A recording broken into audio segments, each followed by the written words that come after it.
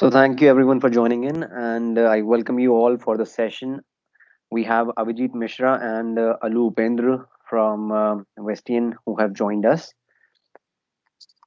Avijit Mishra is responsible for real estate investment management and advisory section at Investian, and he's a member of RICS. He is well versed with consulting services, property valuation, financial appraisals, and market research. He has more than 11 years of experience in real estate industry and experience in residential, commercial, retail, and hospitality sector. He has previously served as a regional manager of advisory services of Knight Frank, and he holds a postgraduate diploma in management from IIM Indore. Thank you, Avijit, for joining us for the session today. My pleasure, Nitin. Hello, And everyone. along with Avijit, we have Mr. Alu Upendra, and Alu has more than 4 years of experience in capital markets, housing finance, land acquisition, PE funds raising, valuations, and market research. He has previously worked with Indiabulls Housing Finance, Anand Rathi Knight Frank Private Limited, and he's a qualified engineer, BTech Mechanical, and is a graduate from RICS School of Built Environment, Amity University, in the field of real estate and urban infrastructure. Welcome, Alu. Thank you, Nitin. Thank you so much. So I hand over the stage to you guys to take the lead and share the information with our audience on capital market and investment in real estate. Sure. Hi, everyone. So what I will do is I will start. Abhijit, could you unmute your mic? Please unmute your mic. Avijit, you're mute.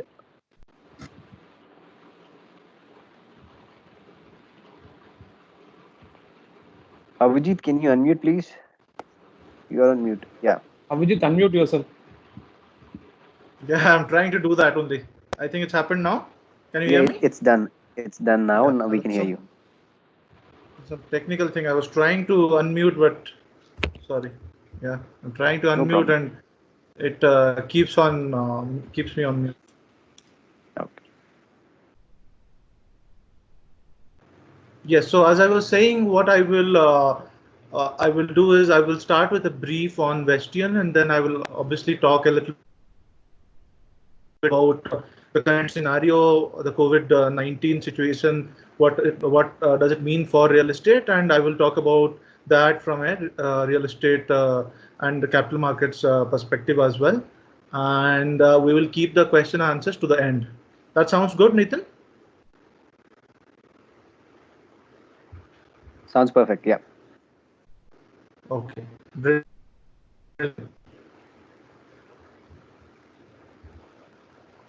Yes. So just to give a quick background, Westian is an occupier-focused workplace solutions firm. So basically a property consultant. And apart from residential sales, we do everything else: commercial, industrial, retail, hospitality, and healthcare. Uh, our global headquarters are in Chicago, US, and we are a part of Westian Incorporated, which is a macroeconomic fund. The company was formed in 2010 by Michael Silver in its current avatar, and the focus is to respond to the contemporary needs of end users across emerging markets, which is basically India and China. While we are also kickstarting our operations in the US since the beginning of this year. We have necessary certifications in health, safety, and green building, and we have also small operations in Middle East, Sri Lanka, and Maldives. Coming to the various service lines, as you know, as I said, occupier focus. So the first thing an occupier looks at is something probably transaction advisory, which is buying or leasing of space. And once that is done, then comes project services, which involves design and build and project management consulting for their interiors and fit out. And once that is done, they have they could appoint us for facility management services, which is basically managing their facilities. We also have a retail business solutions wing, which looks at malls and high street services. And the last but not the least is investment and consultancy services. That's the group I head. We look at various things which include research and consulting, valuations, land transactions, and capital market transactions. So I think if there are any further questions on this part, the investment and consulting services part, we'll take it at a later point. Once I finish with the presentation, I'll just run through this very quickly. So the current scenario, COVID-19 is a very unprecedented one, which has, affected all sectors. It is termed as a health, economic, financial crisis. It's also a humanitarian challenge. They say the magnitude of the impact is much greater than the. I'm hearing an echo. Is somebody asking anything or something? No, I Okay. guess if you may request people to be on mute, that would be help. Sure. So I've Sure. done that, yeah. Yeah.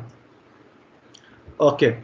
As I was telling you, the impact of this could be more critical than the global financial crisis of 2008-9 or even the Great Depression of 1930s. And we think this is the most catastrophic event which has happened to the world after the World War II.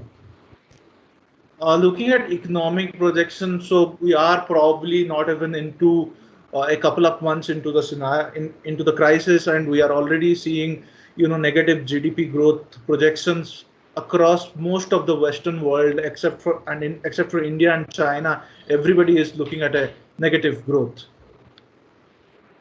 The India GDP, there have been economic issues in the last couple of years. We know the GDP was projected to be almost around 5%. Around the beginning of this year, now it is seen around 1.5 to 2%. I mean, some people have actually gone ahead and hazarded a guess that it would be like no growth, it would be zero as well. If you see the stock markets, the BSE Sensex has fallen almost 25%, and even worse, the realty index has fallen by almost 42%.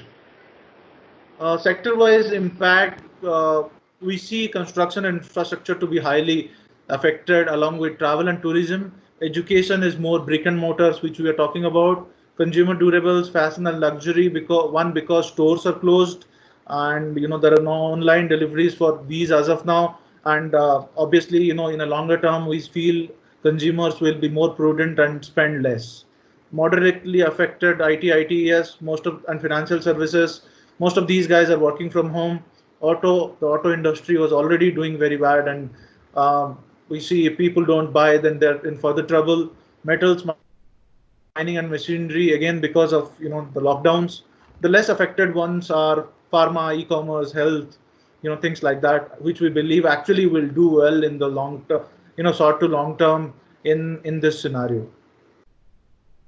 The impact on real estate, I'm sure there are a lot of questions. How we see the major impact is, from a capital markets perspective, NBFCs and bank would get more risk averse, which means liquidity issues. Construction activities obviously right now have not happened in almost a month.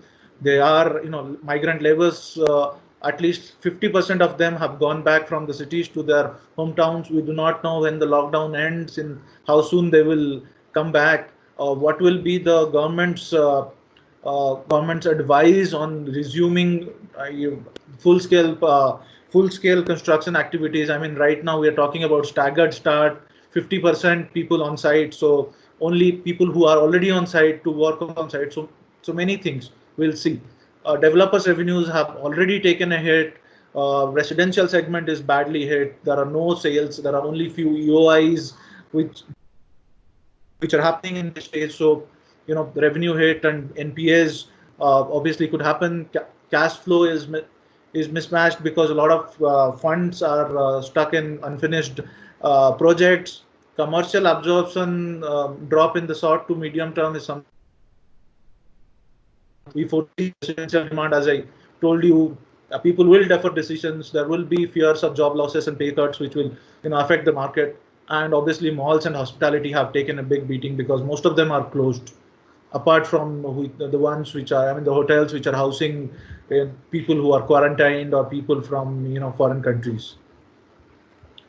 These are a few trends which we see will happen. Commercial real estate, which focus more on health and hygiene. Work from home will become a reality for a lot of companies. I think people would have read TCS is actively pursuing, looking at least 25% people working from home. That's a big number for TCS is the biggest in India.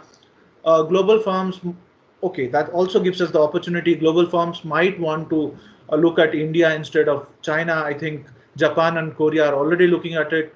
We need to get more other companies there.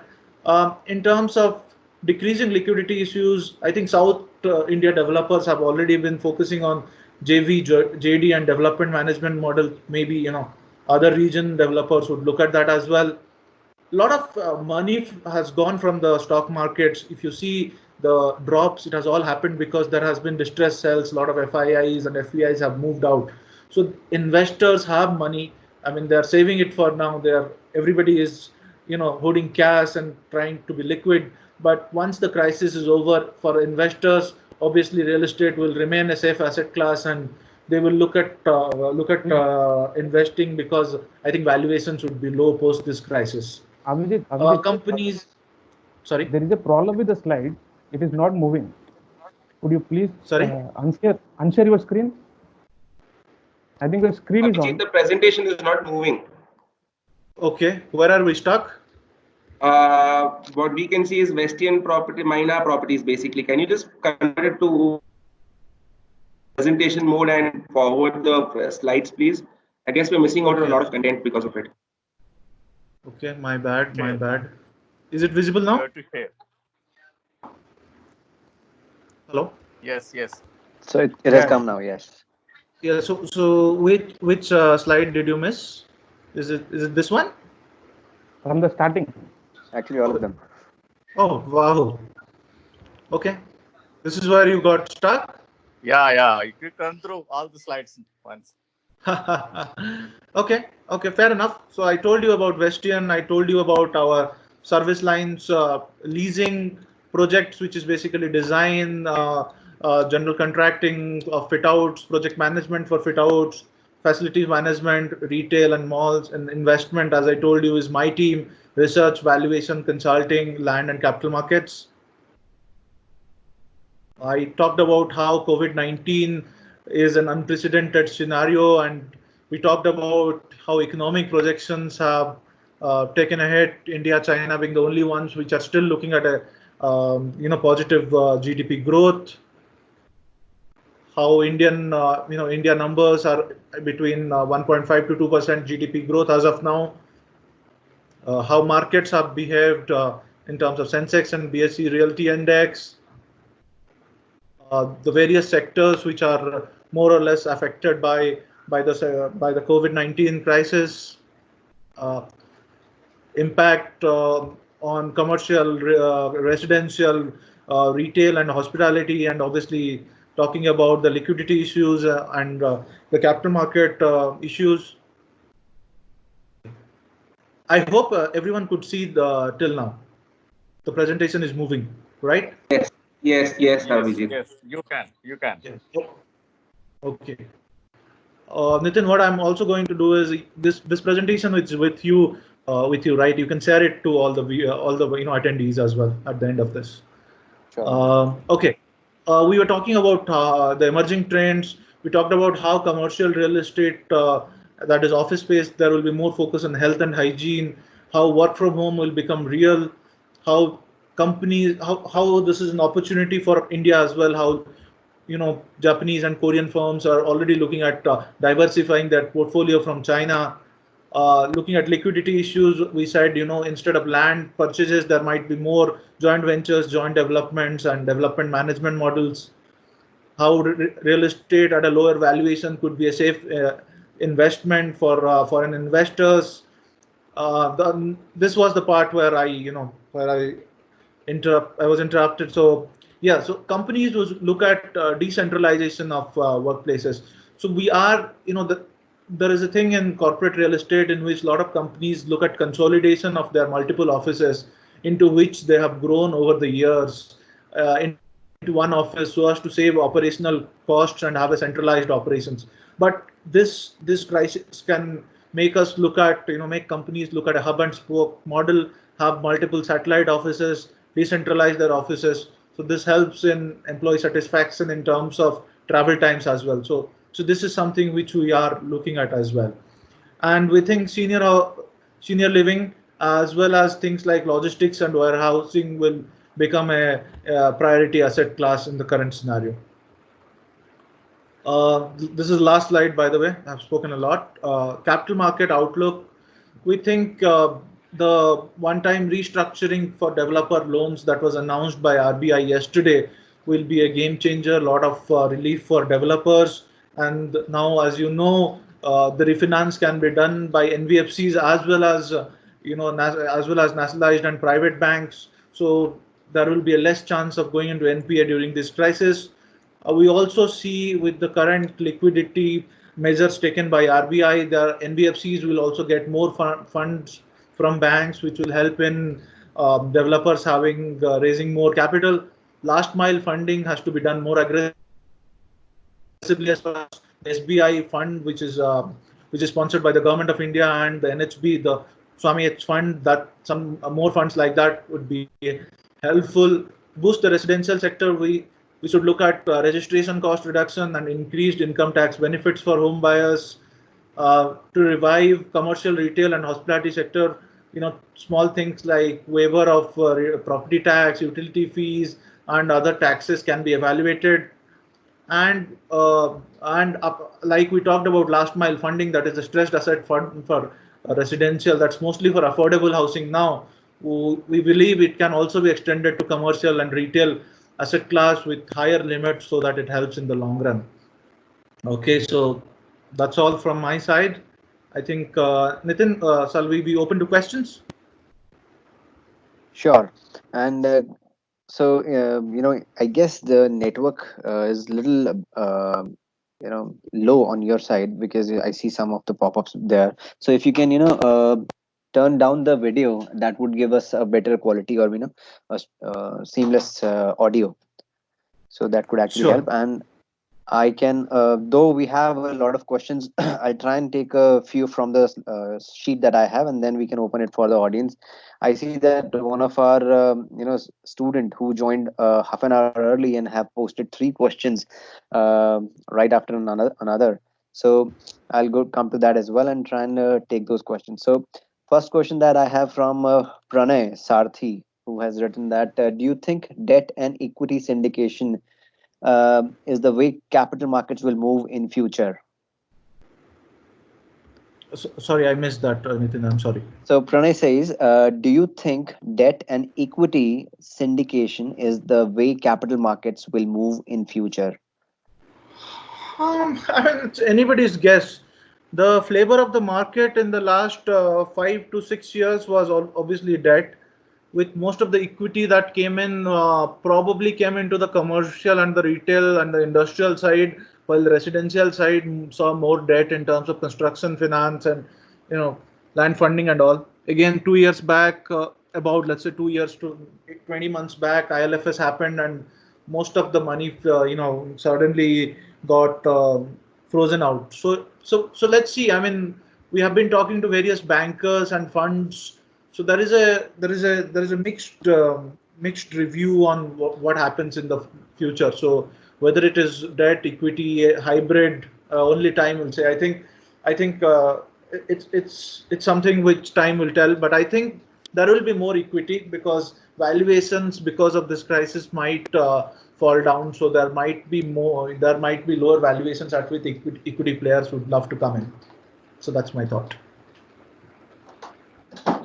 Sure. And there have been lot of queries, and similar was the case when we had our initial session in this morning, the earlier session. It says that how does the real estate sector would evolve after COVID, and how would that impact the businesses in investment and capital markets? If you could share some light on that. I mean, to be honest, it's a very generic question. I mean, It's vague, as yeah.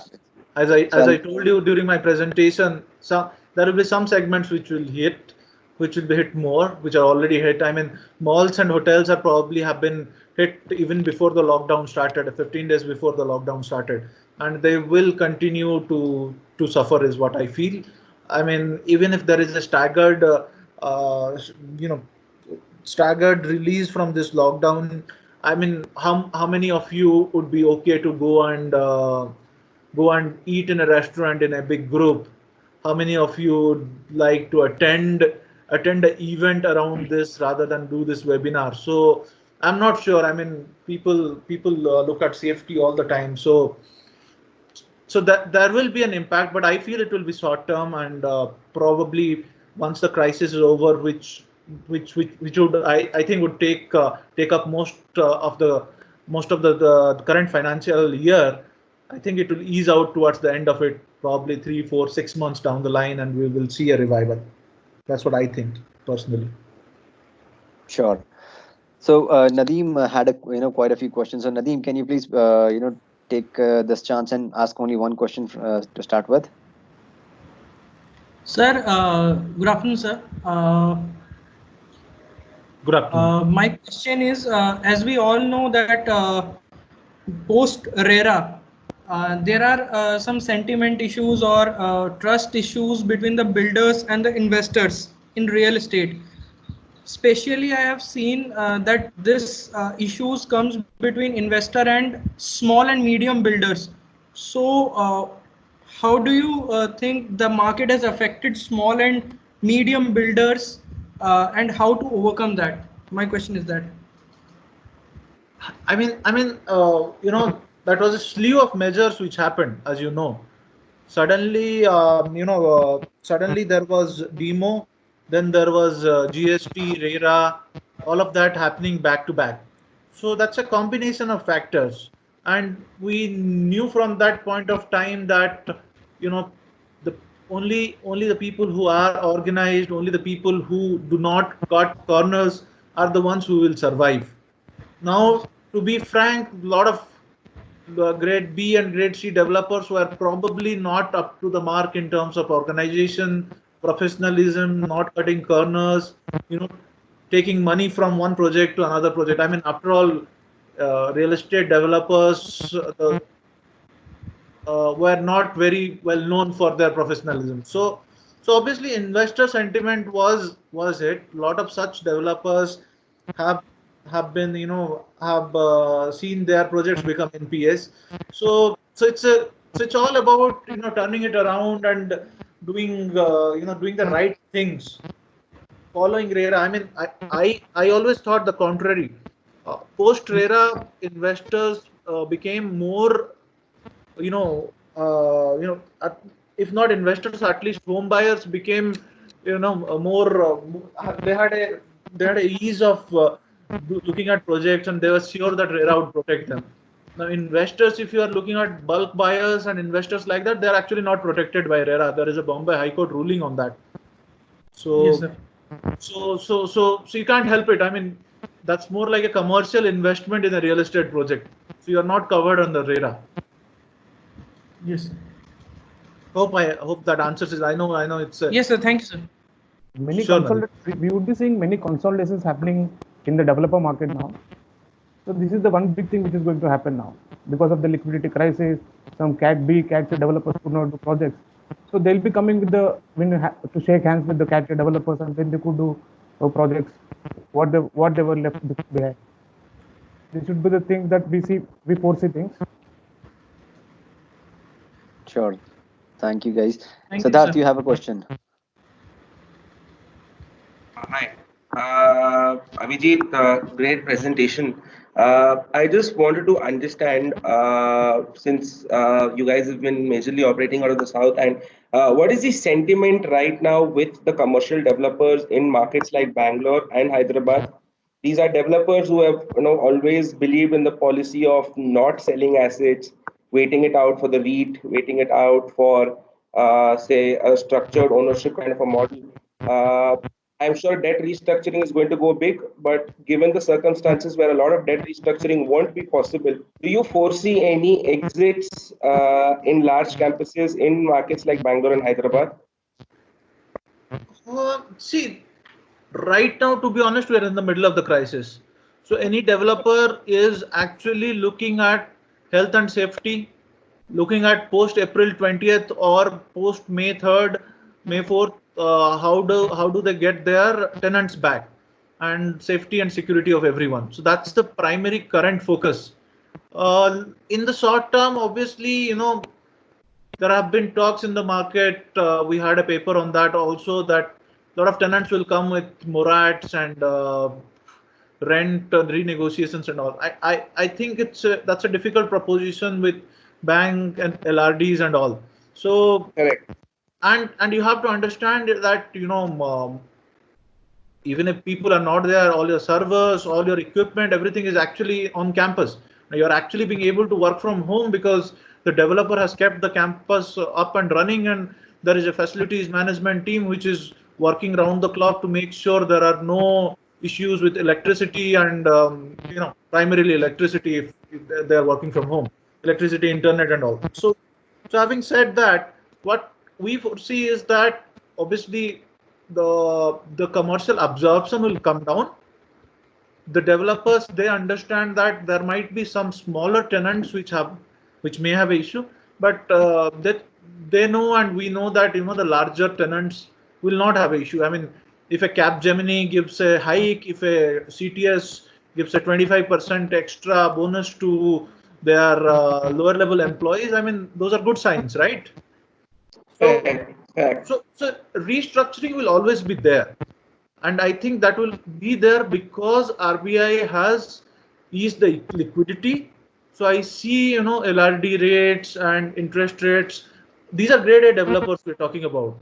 Those who hold on to their properties, who commercial assets, try to have a, as they say, 250 million square feet of readable space in India. So I think it's just a temporary phenomenon that there is a small slowdown. There will be less leasing in this quarter or the quarter after, but current operations and all, I don't see any issues. And any fluctuation in the LRD rates that you foresee going forward, at least in the next, say, 3 to 6 months? I would say that they would come down, but whether the renegotiations happen, I don't know. Understood. Sure. Thank you so much, Avij. Sure. Thanks. So, Alu, this question will be for you in this case. It's a question from Vishal Ramnani, who is looking for a career in capital markets, and he says that, he's if he pursue a career or a course in MBA CPM or MBA RE UI, and how would that help to proceed and create a career in capital markets? So essentially, he's trying to know that is the qualification from RIC has helped you, and how he can actually use the same experience which worked for you to create a career in investment and capital markets. Thank you. See, basically, when I was with RICS, I have learned many things about financial models, about many asset classes which I've never known. With this, many things added to me. But speaking about capital markets, it is a niche market where you have to upsee the things, where you cannot focus on only one thing. You have to see warehousing, industrial, residential, everything. So you need to have bigger picture about it. And we need one more thing is that we have to have the bigger contacts. When you work, see, I find myself very difficult when sometimes I'm moving to speak to CFOs, CEOs. So because the funding, mostly funding would be spoken to them itself. So it is very much required to have some experience in transactions or some other departments which would help you to make you go there, and we could able to have some access to the bigger management. So this is what I see. Sure.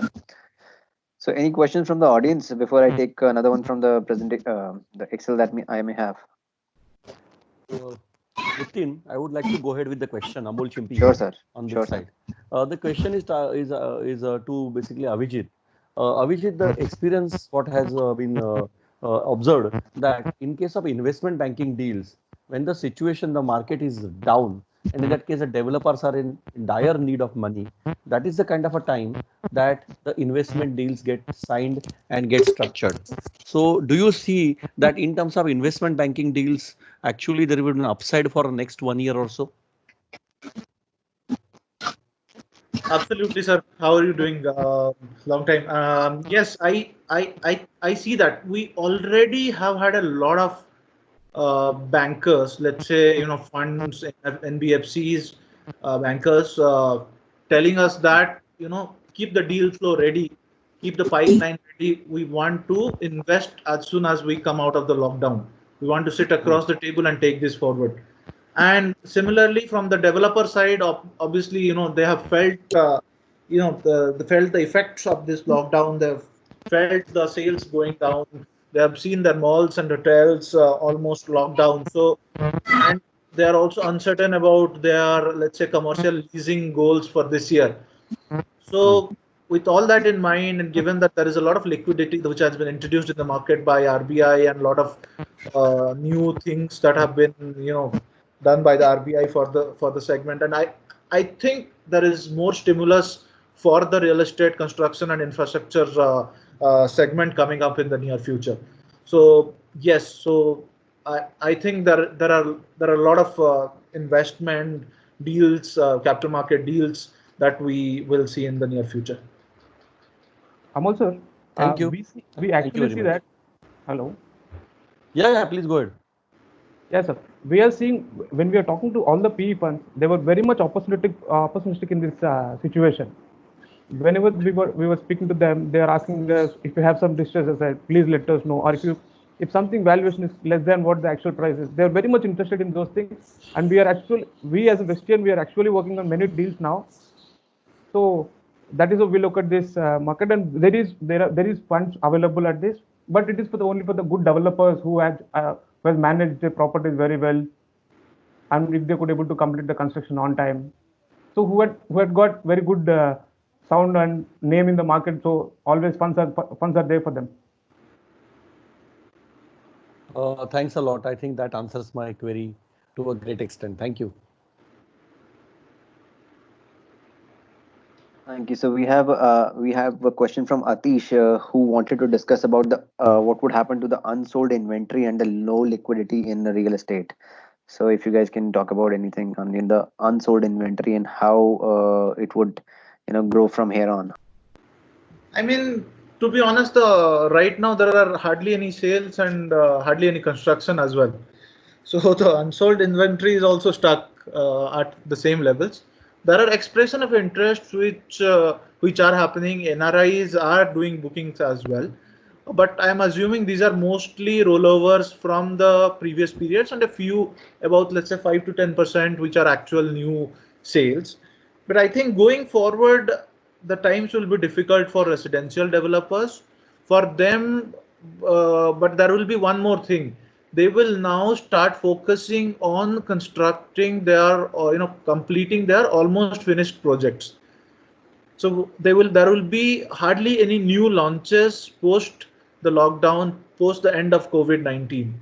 So I think what will happen that the in current inventory is will only start selling. So I think overall, maybe 12 months from now, we will be seeing a lower inventory overhang than today. Sure. So there is another query from Senthil.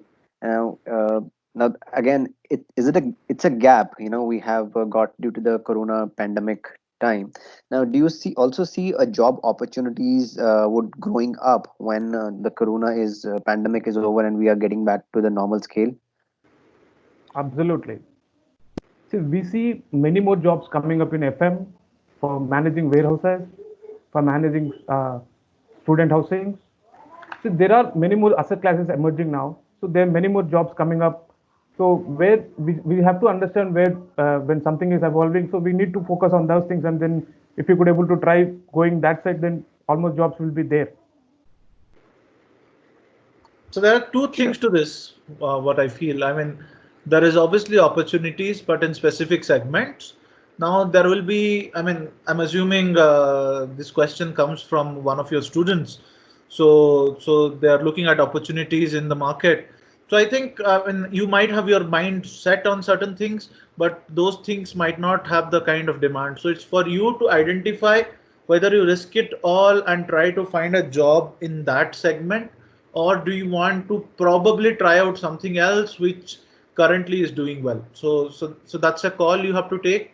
That's a call you have to talk to your student advisors and your facilitators and your teachers, and yeah, and probably alumni like Upendra, and yeah, and take a call.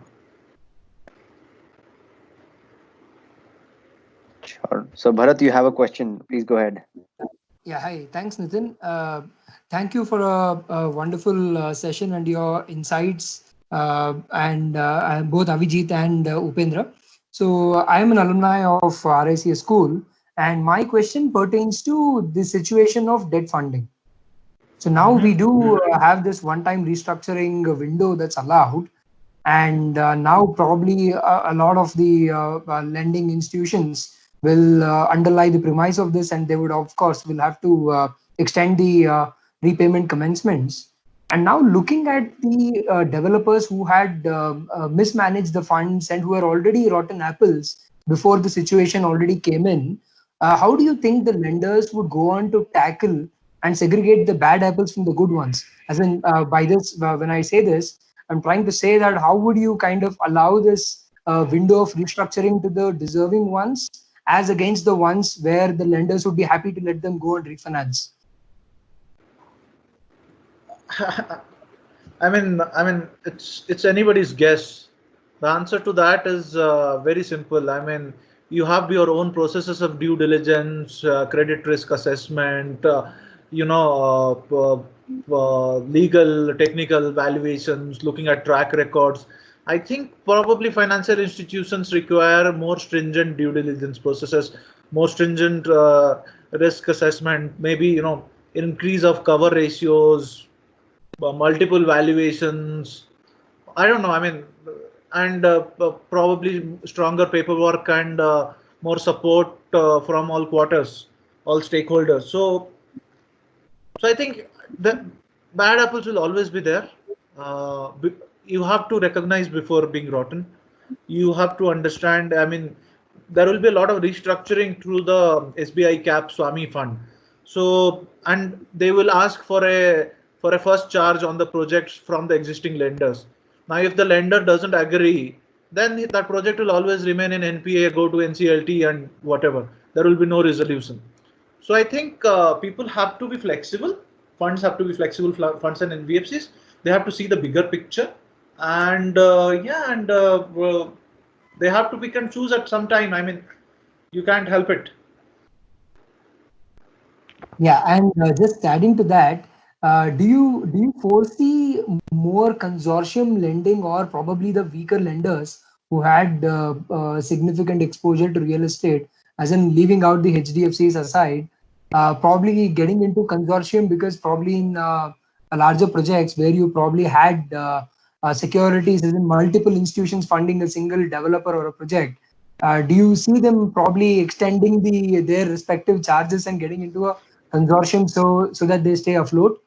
Consortium lending anywhere apart from PSU banks has hardly been seen in the market till date, and there is a clear reason for that. The investment, the investment rationale for most of the funds, the fund philosophy and everything probably doesn't match. Having said that, I know for a fact post ILFS, there are people who are looking at these consortiums, you know. Uh, so it's a possibility. It's an ideal world. It's utopia, I would say. Utopia, I would say. But whether it will happen, it all depends on. As I said, the answer is again the same as the previous question. People have to look at the bigger picture. People have to be flexible. I think then it can happen very well. Yeah, thank you, Avijit. Sure, Bharat. So Nadeem, do you have another question? Sure. Yes, I have another question. My next question will be, we are more focusing on Tier 1 cities like metropolitan cities like Delhi, Mumbai, Bangalore, Hyderabad. May I know what are the scenario of real estate in Tier 2 cities of Eastern India like Ranchi, Raipur, Bhubaneswar, these tier 2 cities? I had seen this question before. Actually, you have to explain me a bit. What exactly do you mean? So, do you want to know about what is the how is the residential segment doing there, or what exactly do you want to know? Sir, how investors are focusing on residential sector in these areas? Investors, as in you are talking about fund investors, or are you Fund, talking yeah. about Fund local investors. investors, buyers? So fund investors. See, it's easy for funds to look at tier 1 cities because of multiple things. One is obviously the low hanging fruit. There is enough research on the tier 1 cities. There is enough data. The project sizes. See, most of these investors have a foreign backing or a bank backing, and so let's say I have to deploy 500 crores. I would look at 500 crore projects rather than 50 10 crore projects, because you have to understand the due diligence process, valuation, technical, legal. All this takes almost the same time and effort, whether it is a 10 crore project or a 100 crore investment. So that is Yes, the sir. reason why people have been looking at tier 1 cities, because that's the low hanging fruit. And the penetration ratio in tier 1 cities is probably not enough. So there are enough and more opportunities for funds. So if you look at India, there is a statistic that only 8 to 10% mortgage penetration, that is basically home loans. So similarly, Yes. even investors penetration is not that high, even in tier 1 cities. So it's only the trickle down effect to tier 2 cities. I mean, I have seen one investment in a couple of investment in Bhubaneswar, Ranchi, I'm not sure. Other tier 2 cities which you spoke about, I'm not sure. Which was the third one you said? Sorry, Sir, Nadeem. I said Raipur, the capital of Chhattisgarh. Yeah, Raipur, I don't know. Naya Raipur,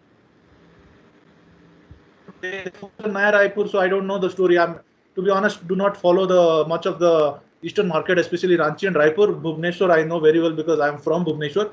Yes. So the thing is Sir. that Yes. so there is scale which they look at, and then obviously there are a lot of things which come into investment. Professionalism, organization, which funds look at, which might not be there. So it's a mix of factors. Tier 2 developers are sometimes, they are themselves reticent to take funds from these investors. They are like, no, we are happy with our construction finance from our local banks. We'll talk to our regional manager of SBI or whatever. So they have to be open. They also have to make that effort. The developers also have to make that effort to come. But you have to understand, these are small markets. If Bangalore sold 50,000 units at its peak, Bhubaneswar sold 5-6,000 units. Yes, sir. I mean, even that is the population ratio as well. Yeah. So thank you, sir.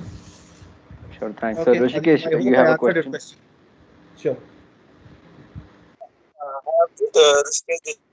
Side, I have a question regarding the residential sector. So recently, I was hearing to one of the webinars by Deepak Parekh, where he told to the builder fraternity, especially residential, to compromise on prices. Wherever you got a inventory, just sell it off at a discount rates. So I have been hearing this for quite a while now, from let's say a year or two. So I just want to know what funds, especially look for residential projects, look for residential funding, think about it, because we are talking about a lot of prices coming down. They're not going up for sure, but about coming down. If so, do they have something in mind? Like we have seen lower funding in residential sector. So our private equity funds have this factor in mind, that the price is to correct, or what sort of game is going on, or is there a game at all about the pricing? There is always a game. So I will tell you a couple of things here. The first thing is, when Mr. Parekh told about that on that webinar with 1,000+ people, I think you should have looked at the reaction of the developers. Right. That's why the question came to you And also. and it was the developers' reaction which you could see and hear. I don't know if there were any bankers, I mean fund guys and bankers on that call, but because most of them would have been on mute and no video. Otherwise, you should have seen their reactions as well. So there are multiple Second, things in this. One is mostly when a fund or an investor or a construction finance guy comes in, they would have underwritten. Basically, they have underwritten a certain price for getting all their investments back. So developer has also committed a certain price. Whether he can go below that, I'm not sure. That is one side. The other side, you have to understand that um, there is a certain land value, there is a certain construction cost, there are certain overheads, other costs which you cannot ignore. Whether they can sell below the actual costs, I don't know. I mean, there was another, I think in the same call, someone said that, maybe the tier one developers who are, there for the longer run, who have done 30-40 projects and want to do 30-40 more, can still take a loss and do this. But what about the first time developer or developer with one or two projects? Can he afford to do that? So, it's a difficult, it's a tightrope walk, I would say.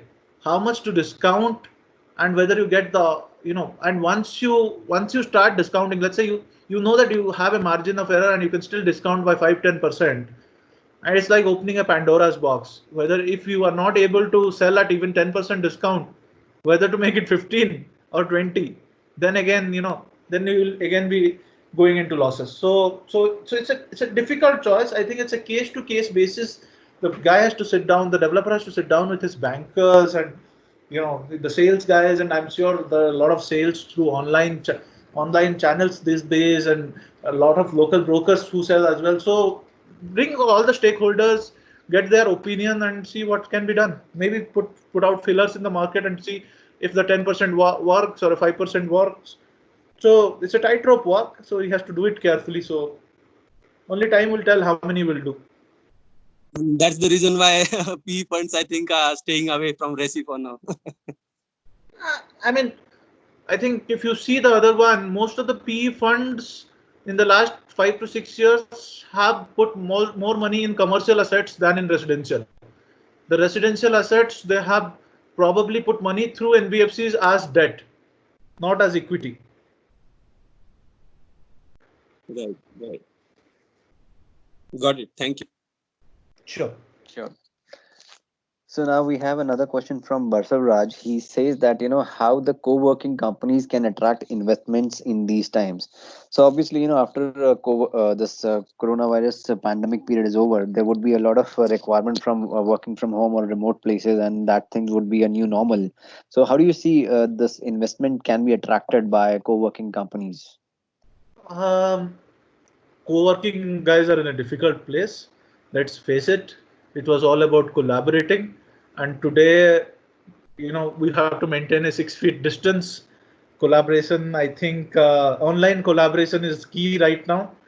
What I see the opportunity for co-working players is probably go and pitch themselves as the satellite offices, or the satellite offices of corporates.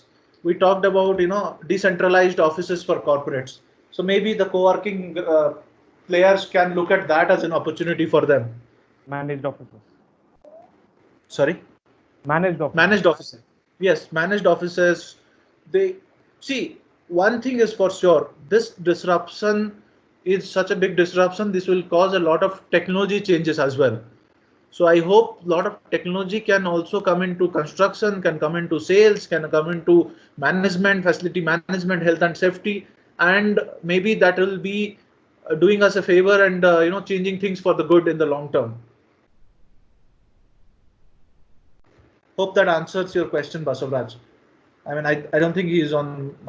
I think he sent you the answer, Nitin. So that's my answer. Sure, thank you. So I have a query, and again that's a kind of query which is coming again and again from various people. So it could be a possible prospect students, or probably the students who are there in the campus. So the thought is that they are investing so much of their time, energies, and investments in the curriculum, probably MBA in CPM or real estate. and they are looking at the opportunities, how this industry will change, what opportunities will be there for them. And obviously we see that there is a lot of you know workforce which will be required. There are a lot of new things that would shape up. Now, what is the advice that you would like to give them, and especially Alu, if Upendra, if you could actually add into it, what would be the skill set they could develop on, and what is the advice that you would want to give these individuals?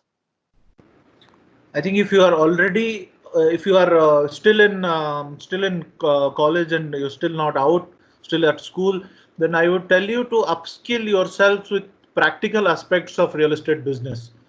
I mean, one thing from my MBA which I learned at B school is that theory and books and case studies are good, but nothing teaches you like the practical real world.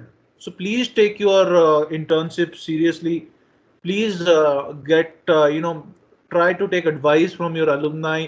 Understand real life situations more. Understand real life scenarios more. I think that is what is going to help you in the long run. Upendra, if you have anything to add. Yeah, I would tell be to the market, be constantly working on the market. As we have assignments, as I know that as an alumni, I know that most of the assignments are aligned to the market. So we will be getting to work with many people. So constant relationship itself will work in real estate. Unless relationship we have, so it is very difficult for us to stay in the market. So my advice would be being constantly connected to the people. It would make you much grow in life, not only for the placements, but still for the things also it will be helpful on the things. Sure, thanks. So Devansh, do you want to go for the question that you have? Yeah, can you hear me? Yes, Divyansh, please go ahead. Like I'm working in the field of consulting and valuation right now. So how do you see the valuation of the different asset classes going in this COVID-19 situation right now?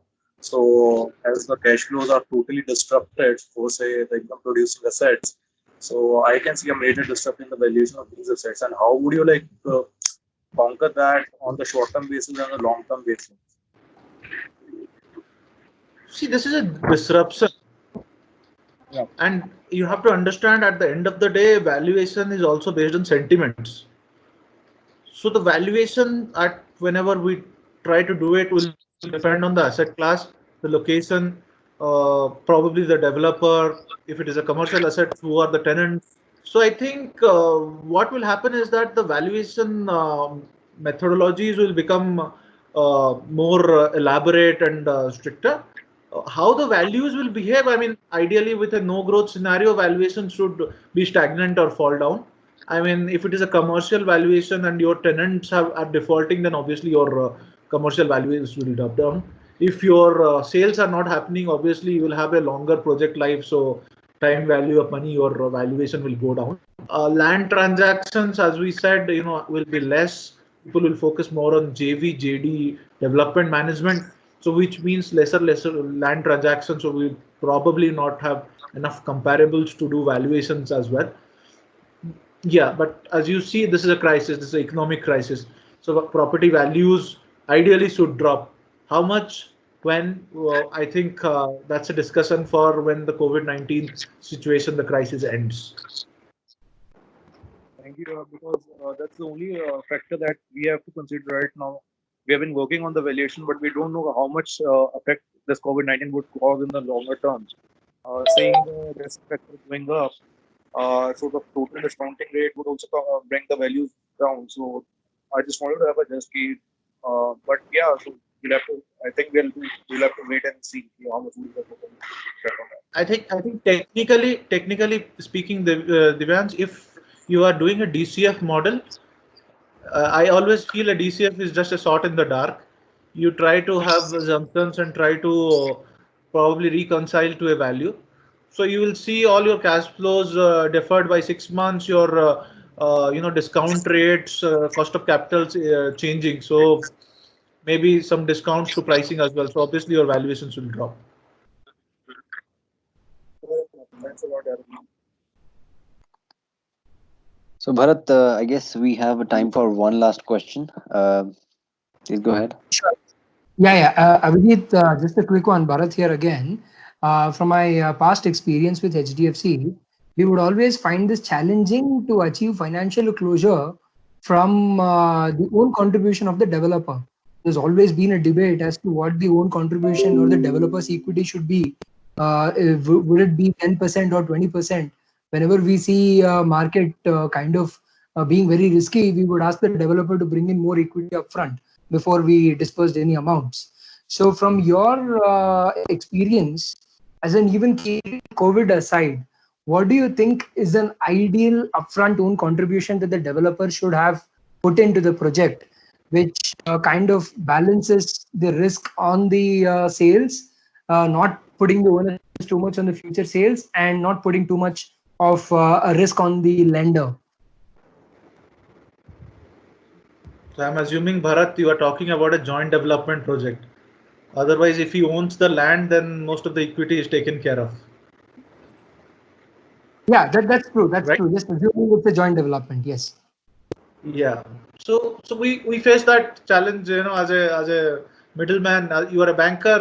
I'm a middleman. I'm an investment banker. I'm a capital markets guy. So I face that challenge every day. So the fund says, more skin in the game from the developer. The developer says, why? I have got the JD signed. So you put a value to it. You take a project valuation instead of a land valuation. So my take is you need to look at least 20% of the construction cost, 15 to 20% of the construction cost coming in from the developer end. As you know, most of the projects today, there is hardly any land funding. Most of the projects today are all, most NBFCs fund only post RERA. So, and they also expect the developer to at least have started excavation and all that. I mean, by the time you do RERA, you are allowed to do up to plinth level, right? Excavation basements up to plinth level, and maybe sow flats.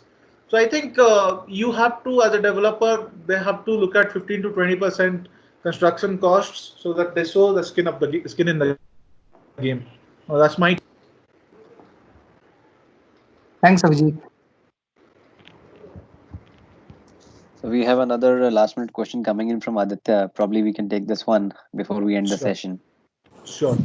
Otherwise, Hi Avjit and hi Alu. Hi, Thank you hi. for taking this session.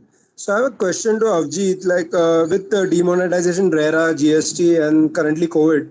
So the number of developers, like a lot of developers have reduced in the market, and a lot of the developers that are remaining are like grade A developers only, like grade B and grade C. Number of developers have gone down significantly higher. So how will the dynamics change with the funds and the developers? Because the pool of good developers to work with is now shorter than ever, and PE funds have huge amounts of volumes of deploy. So how will the dynamics between them change? I think, Aditya, it's actually untrue. The pool of good developers remains the same. It's when RERA came, we always knew there will be consolidation. The fly-by-night operators, I mean, the contractors turned developers, the real estate brokers turned developers who didn't know anything about development, were not professional enough, will probably fold and or get taken over by larger developers. So I think the larger developers have become better and larger, and they are the good ones who are the targets of the PE funds. And you have to understand another thing when I was talking about tier 1 and tier 2 cities and all. So there is not enough investment in tier 1 cities in India. So I think last couple of years, if you look at it, I think about $20 billion or something has come in. I can't exactly recall the number, but I can tell you one thing. And most of the private equity funding, at least I'm talking about private equity funding, has come in commercial. 85% of the market is residential, but 50% or 60% of the PE investments have come in the commercial. When I say commercial, it is office, retail, and hospitality and others. So if you see, so there is enough space, enough if you enough juice in the tier 1 good developer residential market and elsewhere to look at foreign developers, foreign funds, PE funds. So I don't see any issue in there, to be honest with you, Aditya. Thank you for taking the question. Sure. So thank you. Amol, can I ask you for a final remarks and thank you note, please? Actually, ask a very short question. What are the do's and don'ts for the developer who is seeking investment during this particular period? What would be your advice? That's my last question. Very good question, sir. I mean, do's and don'ts are pretty simple. Uh, Look at projects which are, which are more viable. Take them to the market. This is no time to, take higher risks. This is no time to, take a long shot into the future. Look at smaller projects. Look at phase-wise development. Look at, have more, conservative cash flow models. It becomes easier, and be sure about the approvals. If all your approvals are in place, you do constant follow-up and licensing, and have all your municipal approvals and the NOCs before that and the RERA approval in time. I think things will move fast. I have been working with a lot of developers and fundraising. The approval next week, next week it will come, the week after, and it has been delayed by 3 to 6 months, 4 months. So that doesn't help. It gives a very bad flavor in the with the investor or the fund or the NBFC, and your future chances of raising funds are also with that same person becomes worse. So I think be clear, be open, be risk averse. I think that's the mantra for today. Not to spend too Thank you much. very much. Yeah. Allu, you want to say something to add? I was telling cost conservation. Cost conservation. Okay, that's something which is very important because liquidity is something which is going to be under pressure. And so conserving your cash and even identifying new ways of making cash, that's something which the developers will have to work out in this particular direction. Absolutely. Some developers might even think that instead of hiring the contractors, they can probably at a small scale, they can even think of getting things done departmentally through labor. So this is something, a practice which developers have left long time back. They are likely to probably relook for some small projects, some strategic projects. They may even think of getting things done themselves. So we may actually see that particular part as well. Absolutely. So once again, thanks a lot for coming here, Avijit and Allu. It has always been pleasure talking to you, interacting to you in any forum. Both of you have been a kind of a pure pleasure to interact with. And on behalf of RICA School of Built Environment, on behalf of ROAR, which is our alumni association in a way. Since last 2 years we have started this. So on behalf of that, I thank both of you. And just a little bit of summary which I would like to cover in this particular case, that you started with basically the kind of services which Vestian provides. And not only that, you also try to give some kind of a scenario regarding what services you are intent to provide, particularly in the kind of situation. Of course, you will keep on revisiting your plan for providing that. That's something which is very clear. You also told us about the sectoral analysis, how each sector is going to fare, especially the post-COVID era, whenever lockdown ends and life becomes normal, still the sectors are going to behave very differently for next 1 to 2 years. You try to track that and covered it. The impact over the investment scenario, that how each sector is going to fare, and because of that, how investment is going to get attracted or repelled from that particular sector. That is something which you very clearly explained to us. Also, you went into the root cause and the probable solutions, because you have been meeting a number of developers, and also another thing, you are also meeting a number of investors who are looking to invest even into such kind of a situation also. Like for example, in Bangalore, the Cafe Coffee Day IT Park, that Blackstone has still gone ahead and did the first level of work they completed during this particular period itself. So that there will always be opportunities lurking around. It should only have the vision, that a person who is identifying opportunity, he should be having the vision. That was something which was very important. But most important part of this particular series of webinar, in particular this session, I have found is that you have advised our students, alumni, as well as those students who are still in college in first year or in second year, that you have told them to adopt a flexible approach during this particular market, enhance your skill sets, which is very much required.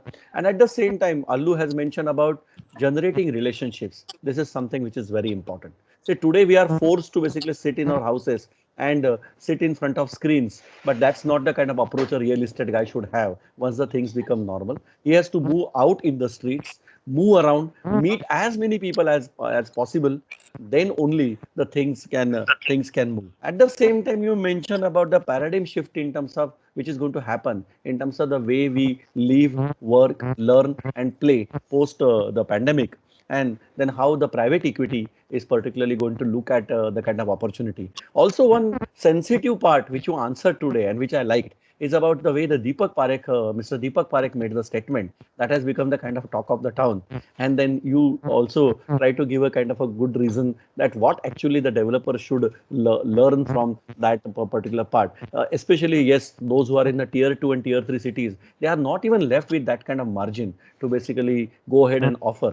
But the developers who can cut down the prices should think about it. Again, a point here is that the investor and the end user, they are also not very happy if the prices continuously keep on dropping. So developers are always in a double mind when the price cutting becomes a kind of a solution. Therefore, he takes that step the last. So of course, again, you as investment bankers, you'll keep on monitoring these opportunities and will definitely help developers, good developers who can not only complete the projects, but at the same time, developers create our construction real estate infrastructure. Up to 5 to 6% of jobs are generated. So I look at both of you as somebody who are going to act as a savior during this particular time, guide the developers who are going to be under some kind of a stress and duress, and help them with the kind of right strategy during this particular point of time.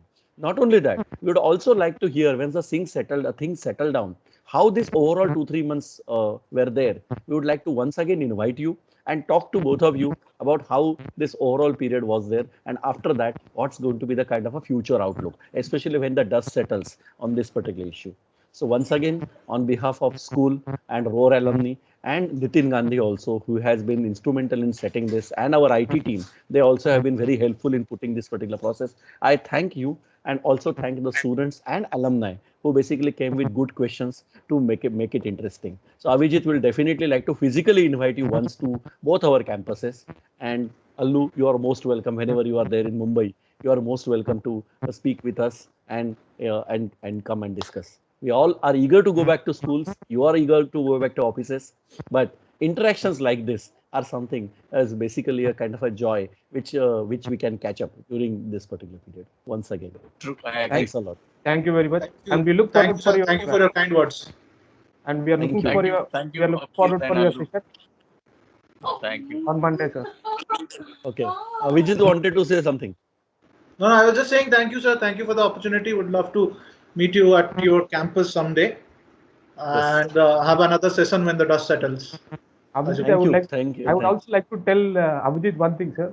He is also participating in a webinar which is going to be conducted on Monday with Ratan Tata, where Ratan Tata Okay. panel is also on that thing. I just Okay. received the message from Arshu Sabla. Design and future, design plus future. Yeah, that's it. Yeah, then I'm also going to be there on Monday on probably in the same panel at 11 o'clock. So I will, once the link comes to me, I will send it to even ROAR association to Nitin Gandhi also, so that we can propagate to our students. So this is a 3-day thing: Monday, Tuesday, and Wednesday, 11 o'clock to 1 o'clock. That they are going to have the design plus future. Right, sir. So great, Avijit. If you are in the same panel, let's enjoy then once again. Sure, sir. Thank you so much. Yeah. Thanks, Thank sir. you. Thanks, Allu. Thank you, everyone. Abhijit. Thank you. Thank Stay you, safe. Alu. Stay safe. Bye bye. Yeah, thank Sure. Stay Take safe. care. Thank Bye. you, everyone, for joining in. Yeah, thanks, Nitin, for hosting it. Thank you. Thank you, sir. And Take care, Bharat, everyone. thank you very much. Both Bharat Tank also, and as well as our Bharat also, student. Yeah. Thank you, sir. Thank you.